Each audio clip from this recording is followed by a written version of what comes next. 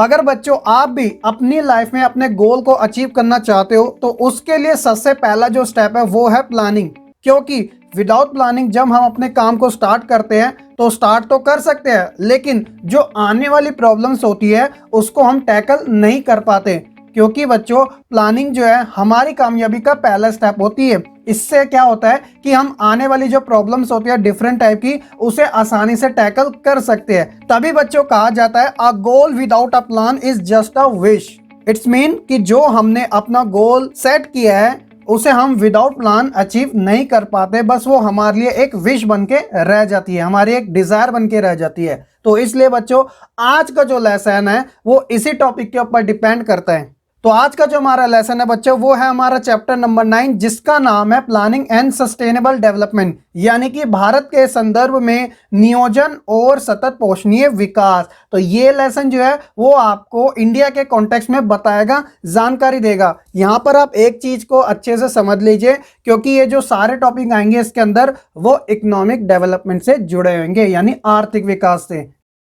I hope कि आप एक बेसिक सा इंट्रो तो इस लेसन के बारे में अच्छे से जरूर समझ चुके होंगे। तो बिना किसी देरी के साथ आज के इस लेसन को हम शुरू करते हैं। My name is Shahrukh Saifi and welcome to our YouTube channel quick prep.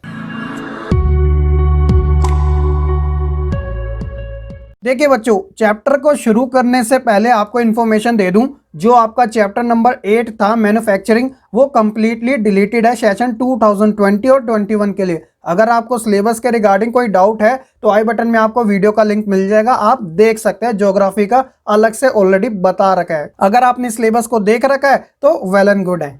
आइए जानते हैं डेफिनेशन ऑफ प्लानिंग, यानी कि नियोजन की परिभाषा के बारे में, कि वर्तमान परिस्थितियों को ध्यान में रखकर किसी लक्ष्य की प्राप्ति के लिए भविष्य की रूपरेखा तैयार करने के लिए आवश्यक क्रियाकलापों के बारे में चिंतन करना ही आयोजन या फिर नियोजन, जिसे इंग्लिश में प्लानिंग कहते हैं, वह कहलाता है।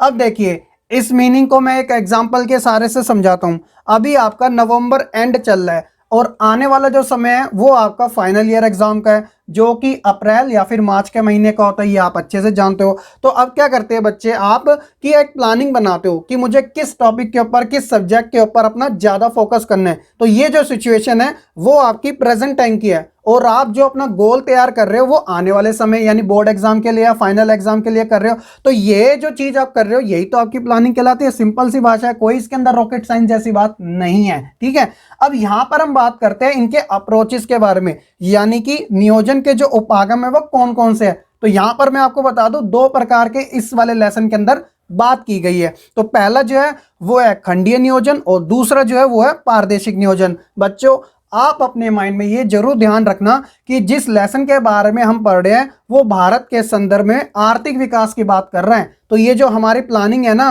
वो इकोनॉमिक डेवलपमेंट को ध्यान में रखकर ही बात की जा रही है। तभी आपको हर एक टॉपिक अच्छे से जरूर समझ आएंगे, ठीक है।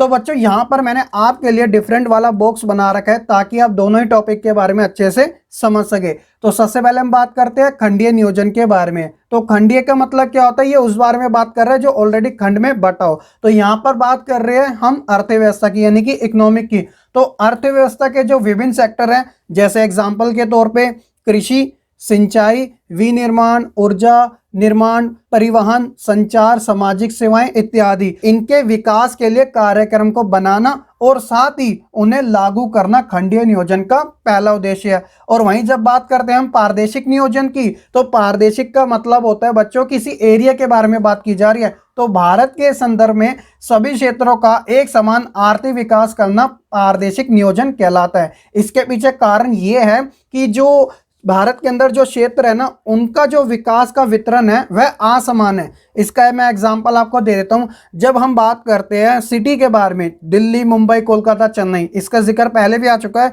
ये एक ऐसे एरिया है जहां पर आपको इकोनॉमिक डेवलपमेंट ज्यादा देखने को मिलता है। और वहीं हम बात करते हैं पूर्वोत्तर राज्यों की, जैसे कि मणिपुर हो गया, मेघालय, नागालैंड। तो बच्चों ये ऐसे राज्य हैं जहां पर कंपेयर करने पे आपको कम देखने को मिलेगा।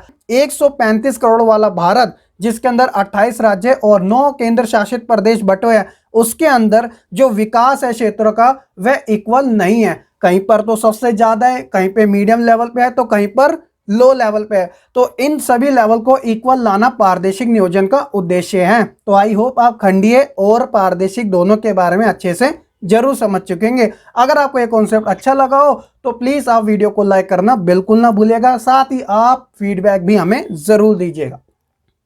देखिए बच्चों, भारत के अंदर जो डेवलपमेंट है वह सभी क्षेत्रों के अंदर इक्वल नहीं है, जिसके बारे में अभी हमने ऊपर जान लिया। तो इसी को ध्यान में रखते हुए योजना आयोग के द्वारा, जिसे वर्तमान समय में नीति आयोग के नाम से जाना जाता है क्योंकि इसका नाम रिचेंज कर दिया गया है, तो इसके द्वारा विकास के कार्यक्रम डिवाइडेड किए गए थे। वो कौन कौन से थे? जैसे पहला जो था वो था लक्ष्य क्षेत्र यानी टारगेटेड एरिया, और दूसरा जो था वो था लक्ष्य समूह यानी कि टारगेटेड ग्रुप। तो इसके अंदर कार्यक्रम चलाए गए थे। उसके पीछे क्या रीजन था कि आर्थिक विकास के अंदर जो क्षेत्रीय असंतुलन है ना वह प्रबल यानी कि काफी ज्यादा स्ट्रांग होता जा रहा था, और ऊपर से क्षेत्र के अंदर सामाजिक विषमताएं यानी जो ओड्स होते हैं उनको नियंत्रण में लाना भी सबसे ज्यादा जरूरी था। तो इसी को ध्यान में रखते हुए कार्यक्रम डिवाइडेड किए गए हैं। मैं आपको वन बाय वन बता देता हूं ताकि आप अच्छे से समझ सके कि कौन सा किस कैटेगरी में कार्यक्रम चलाया गया था। ठीक है, तो सबसे पहले मैं आपको बताता हूं लक्ष्य क्षेत्र वाले कार्यक्रमों के बारे में, उसके बाद हम बात करेंगे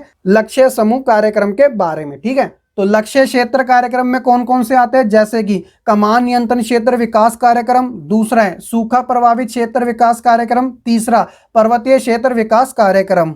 तो बच्चों ये जो कार्यक्रम है जिसके अंदर दूसरा और तीसरा है सूखा प्रभावित क्षेत्र विकास कार्यक्रम और तीसरा जो है पर्वतीय क्षेत्र विकास कार्यक्रम, ये सेपरेट तरीके से एग्जाम में पूछ लिया जाता है। तो इसके बारे में छोटी बहुत इंफॉर्मेशन तो आपको पता होना जरूरी है। जैसे एग्जाम्पल के तौर पे अगर मैं बात करूं सूखा प्रभावित क्षेत्र विकास कार्यक्रम के बारे में, तो बच्चों सबसे पहले इस कार्यक्रम की जो शुरुआत थी वह चौथी पंचवर्षीय योजना में की गई थी। पंचवर्षीय योजना के बारे में आप अच्छे से जानते होंगे, जो हर 5 साल के लिए बनाई जाती है। आप मुझे कमेंट करके जरूर बताइएगा कि जो पहली पंचवर्षीय योजना थी वह कब शुरू की गई थी। ठीक है, तो बच्चों इस पंचवर्षीय योजना में यानी चौथी वाली में यह उद्देश्य था कि जो सूखा संभावित क्षेत्र है वहां पर लोगों को रोजगार उपलब्ध करवाना और साथ ही सूखे के प्रभाव को कम करने के लिए जो उत्पादन के साधन है उन्हें विकसित करना काफी जरूरी था। उसी तरह अगर हम बात करें पर्वतीय क्षेत्र विकास कार्यक्रम की, तो बच्चों ये वाला जो विकास कार्यक्रम था खासकर स्थलकृति,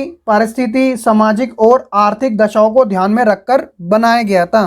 तो इस कार्यक्रम के जो मुख्य उद्देश्य थे वो ये थे कि जो पहाड़ी क्षेत्र होते हैं वहां पर रोपण कृषि, पशुपालन, मुर्गी पालन, वानिकी, लघु और ग्रामीण उद्योगों का विकास करना था। तो इसलिए ये कार्यक्रम बनाए गए थे, तो इसलिए इन्हें लक्ष्य क्षेत्र कार्यक्रम के नाम से जाना जाता है। अगर हम वही बात करें लक्ष्य समूह कार्यक्रम के बारे में, तो इसके अंदर लघु कृषक विकास संस्था जिसे SFDA के नाम से जाना जाता है, तो एग्जाम में इनकी फुल फॉर्म पूछ ली जाती है। अगर इंग्लिश में बात करें तो स्मॉल फार्मर डेवलपमेंट एजेंसी। उसी तरह बच्चों सीमांत किसान विकास संस्था थी जो कि MFDA के नाम से जानी जाती है, इंग्लिश में मार्जिनल फार्मर्स डेवलपमेंट एजेंसी के नाम से इन्हें जाना जाता है। तो बच्चों ये 2 कैटेगरी थी जिन्हें क्षेत्र और समूह के आधार पर बांटा गया था। तो आई होप आप इनके बारे में अच्छे से जरूर समझ चुके होंगे। देखिए बच्चों, आपकी NCERT बुक में 2 केस स्टडी दे रखी है। ये जो 2 केस स्टडी है वो नियोजन और सतत पोषणीय विकास से जुड़ी है। तो इसके अंदर जो बात की गई है ना वो इकोनॉमिक डेवलपमेंट के बारे में बात कही गई है। तो अगर मैं आपको पहली केस स्टडी के बारे में बताऊं तो वो है भरमौर क्षेत्र में समन्वित जनजातीय कार्यक्रम। तो ये वो वाला क्षेत्र है जो जनजातीय कार्यक्रम से यानी जिसे इंग्लिश में ट्राइबल कहा जाता है उनसे जुड़ा हुआ था। तो अगर हम बात करें भरमौर क्षेत्र की, तो देखिए इसकी केस स्टडी में मैं आपको पॉइंट वाइज पॉइंट बता देता हूं ताकि आपको इस केस स्टडी के बारे में अच्छे से पता चल सके। तो बच्चों सबसे पहले हम बात करते हैं इसके सामाजिक जीवन के बारे में। तो क्या बात की जा रही है? तो हिमाचल प्रदेश के चंबा जिले की 2 तहसीलें, पहली जो थी वो थी भरमौर और दूसरी जो थी वो थी होली, इसके अंदर शामिल थी। और 21 नवंबर 1975 से इसे जनजातीय क्षेत्र की कैटेगरी में रखा गया है। अगर यहाँ के समुदाय की बात की जाए तो गद्दी जनजातीय समुदाय यहाँ पर आवास करता है, और समुदाय की हिमालय क्षेत्र में एक अलग पहचान भी थी। यहाँ के जो लोग थे वह ऋतु प्रवास करते थे और जो भाषा इनके अंदर प्रचलित थी वो गद्याली ही थी। अगर इनकी कंडीशन की बात करें तो यहाँ पे जो क्लाइमेट यानी कि जो जलवायु था वह काफी कठोर थी, और यहाँ पर रिसोर्सेज की कमी यानी संसाधनों की कमी भी ज्यादा देखने को मिलती थी। ऊपर से पर्यावरण का नाश भी यहाँ पर था क्योंकि अच्छी फैसिलिटी तो थी नहीं। अगर बात करें 2001 की जनगणना के अनुसार तो यहाँ की जो टोटल जनसंख्या थी वो थी 32,246 और इनकी डेंसिटी निकाली जाए यानी जनसंख्या घनत्व की प्रति वर्ग किलोमीटर में कितने व्यक्ति निवास करते थे, तो 20 व्यक्ति प्रति वर्ग किलोमीटर में निवास करते थे। और इनका जो आर्थिक आधार था मुख्य रूप से कृषि से जुड़ा हुआ था और साथ ही 4 गांव में भेड़ बकरी भी चराए करते थे। तो ये तो इनका सामाजिक जीवन था, सोशल लाइफ। अब बात करते हैं इस क्षेत्र में जो विकास के कार्यक्रम चलाए गए थे वो कौन कौन से थे। तो विकास की प्रक्रिया अगर बात करें तो 1970 के दशक से शुरू हुई थी, जब गद्दी समुदाय को अनुसूचित जनजाति में शामिल किया गया था। मैंने आपको स्टार्टिंग में बता दिया था 1974 में 5वीं पंचवर्षीय योजना में जनजातियों को आईटीडीपी का दर्जा मिला था। अब आपके माइंड में आएगा कि सर ये आईटीडीपी क्या होता है, तो देखिए इंटीग्रेटेड ट्राइबल डेवलपमेंट प्रोग्राम, जिसे आईटीडीपी के नाम से जाना जाता है, ये फुल फॉर्म आपसे जरूर पूछ ली जाएगी। इसके अंदर क्या बात की गई थी कि विकास के स्तर के अंतर को कम करना, यानी कि वह एरिया जो कि विकास से दूर है यानी अल्प विकसित है वहां पर विकास जैसी योजना को लागू करना, परिवहन, संचार, कृषि संबंधित क्रिया तथा सामाजिक व सामुदायिक सेवाओं को प्राथमिकता देना इनका कर्तव्य या फिर उद्देश्य था, जो कि भरमौर क्षेत्र से जुड़ा हुआ था। तो ये तो था बच्चों विकास का कार्यक्रम। अब बात करते हैं इनके उद्देश्यों की।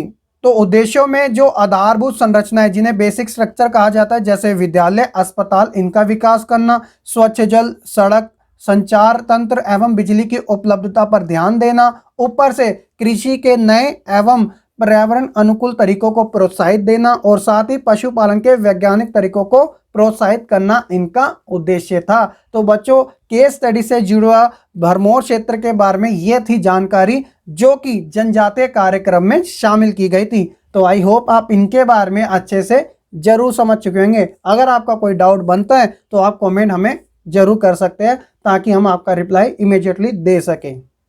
तो बच्चों ये जो सारी चीजें थी वो प्लानिंग से जुड़ी हुई थी यानी नियोजन से। अब हम बात करते हैं अपने सेकंड पॉइंट की, यानी जो लेसन आपका डिवाइडेड है, एक तो नियोजन में, दूसरा सतत पोषणीय विकास में, जिसे इंग्लिश में सीसीई भी कहा जाता है, कॉम्प्रिहेंसिव कॉन्टिन्यूअस एवोल्यूशन। तो इसकी अगर परिभाषा की बात की जाए तो एक ऐसा विकास डेवलपमेंट जो भविष्य में आने वाली पीढ़ियों की आवश्यकताओं की पूर्ति को प्रभावित किए बिना ही वर्तमान पीढ़ी द्वारा आवश्यकता की पूर्ति हेतु किया जाता हो, उसे सतत पोषणीय विकास कहा जाता है। तो इसका बेस्ट एग्जांपल है वो है भौम जल का इस्तेमाल। भौम जल यानी जो जमीनी स्तर का पानी है। तो बच्चों चैप्टर नंबर 6 के अंदर हमने यही बात करी थी पानी से संबंधित जल संसाधनों के बारे में कि जो भौम जल है उसका जो स्तर है वो नीचे जाता जा रहा है। अगर ये बहुत ज़्यादा नीचे चले गया तो आने वाली जो पीढ़ी होगी उनके लिए काफ़ी प्रॉब्लम हो जाएगी। तो इसलिए सतत पोषणीय विकास में यह बात की जाती है कि हम संसाधनों का इस्तेमाल कुछ इस प्रकार से करें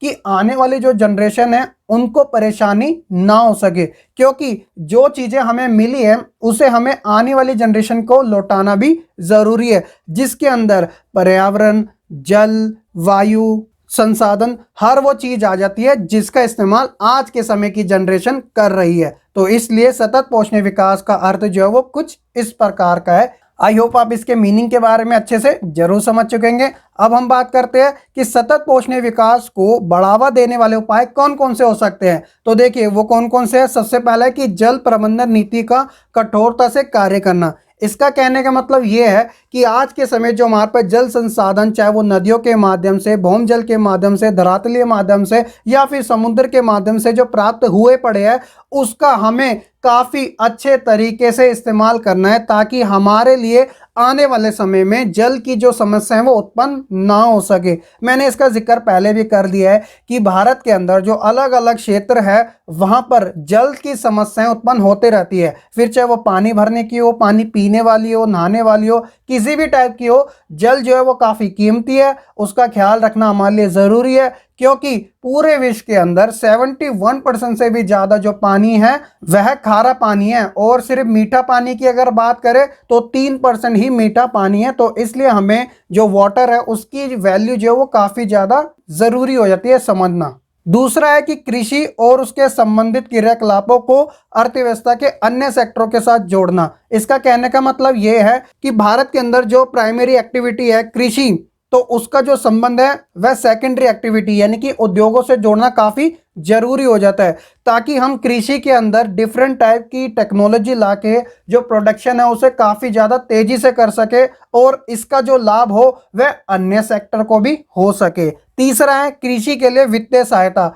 और वहीं वृक्षों को संरक्षण करना कि जरूरत से ज्यादा अगर हम पर्यावरण का इस्तेमाल करेंगे तो वो हमारे लिए डिफरेंट टाइप की प्रॉब्लम्स क्रिएट करता ही रहेगा। तो इसलिए बच्चों, वृक्षों का संरक्षण करना सबकी एक जिम्मेदारी है, और ऊपर से समान वितरण का विकास, जो कि हमने बिल्कुल स्टार्टिंग में बात करी थी कि ऐसा ना हो कि भारत का जो पूरा संपूर्ण एरिया है कहीं पर ज्यादा विकास हो रहा है तो कहीं पर नाम मात्र हो रहा है, ऐसा नहीं है। पूरे 135 करोड़ से भी ज्यादा जनसंख्या के अंदर जो लोग हैं उन्हें इक्वल के अवसर प्राप्त हो सके, तो इसकी जो जिम्मेदारी है वो सबसे जरूरी हो जाती है सतत पोषणीय विकास के अंतर्गत। तो बच्चों, कुछ ये टॉपिक थे सतत पोषणीय विकास को बढ़ावा देने वाले। आई होप आप इनके बारे में भी अच्छे से जरूर समझ चुके होंगे। इसी टॉपिक के साथ हमारा चैप्टर नंबर 9 नियोजन और सतत पोषणीय विकास भारत के संदर्भ में होता है कंप्लीट। आई होप कि आपको ये वीडियो काफी अच्छे से समझ आई होगी। अब हमारा सिर्फ एक ही लेसन बचता है जो आपको कल अपलोड कर दिया जाएगा, और उसी के साथ हमने जो